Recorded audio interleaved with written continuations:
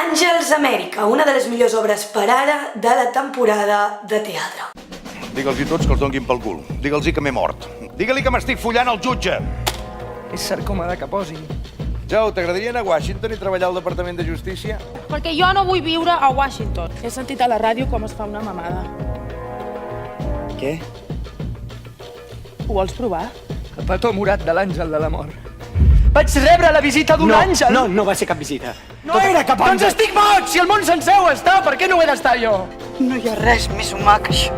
Amèrica s'ha redescobert a si mateixa. La gent no s'avergonyeix com abans. I és això el que ha fet el president Reagan, Harper. Digues, Roy Cohn, ets homosexual. Tinc por. I procediria sistemàticament a arruïnar la teva reputació, la teva carrera i la teva consulta a l'estat de Nova York, Henry.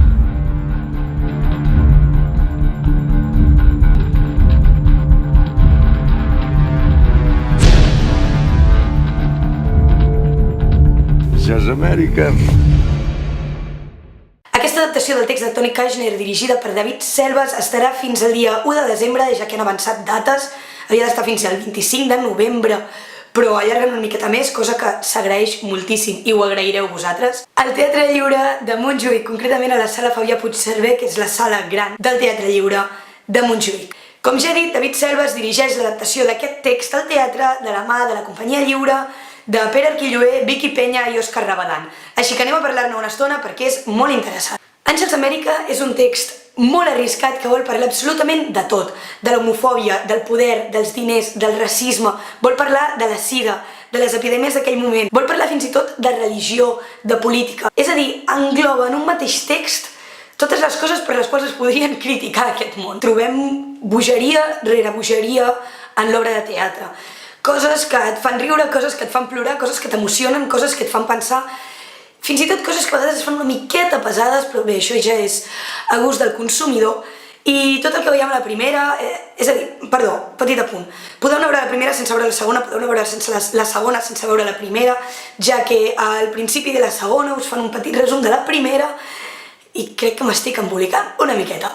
Seguim. Tota l'emoció i l'alçada que trobem en la primera obra es va desembocant a poc en la segona, que tot s'ha de dir va millorant a mesura que es van resolent les coses, ja que a mi personalment al principi de la segona em va avorrir una miqueta. Tots els actors la claven de manera espectacular.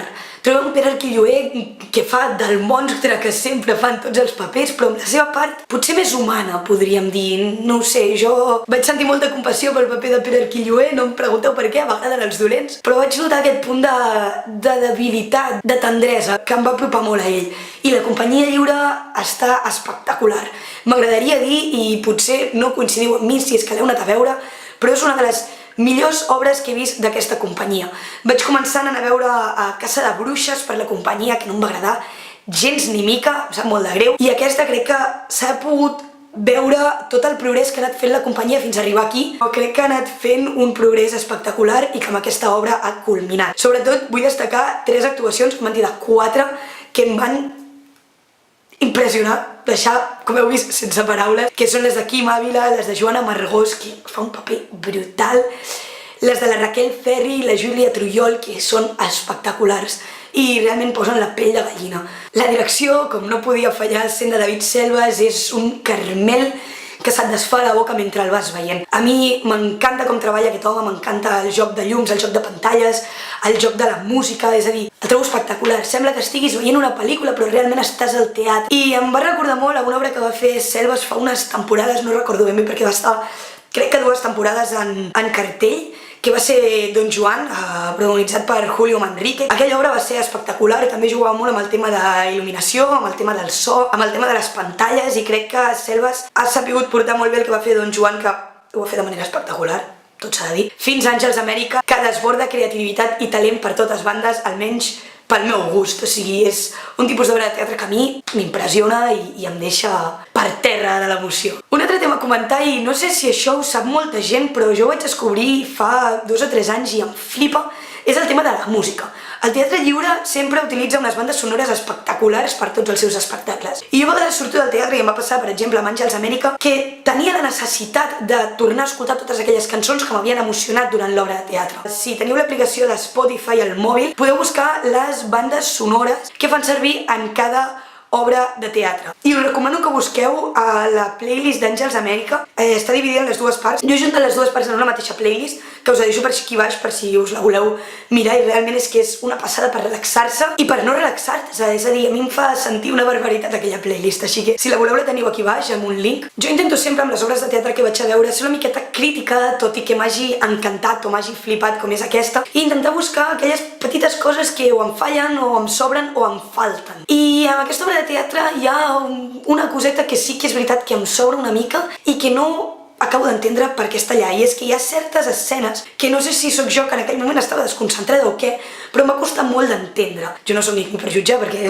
si el director ho ha posat allà, doncs vés a saber per què serà, no ho sé, però a mi personalment no em va acabar de molar segons quina escena. I per últim m'agradaria comentar una miqueta el missatge que ens dona l'obra, que crec que és molt necessari portar-lo al teatre i més amb gent d'una edat entre cometes tan avançada com és la que va al teatre normalment, ja que tracta bastants temes que no estan com molt integrats en la societat o en l'idealisme que porta aquesta gent, que és com un idealisme més, podríem dir, juvenil, més entès per joves.